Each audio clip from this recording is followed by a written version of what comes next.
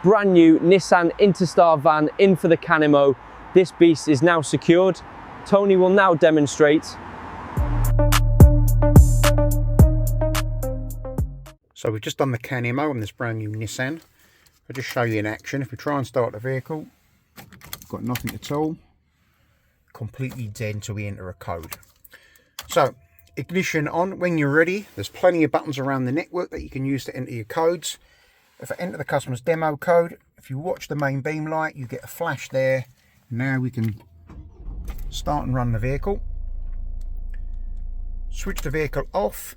It doesn't rearm until we exit the vehicle. So if you pull up somewhere, doing a bit of paperwork, you can just start and carry on with your day. But if you exit the vehicle, double flash the main beam. If we try and start it again, completely immobilised.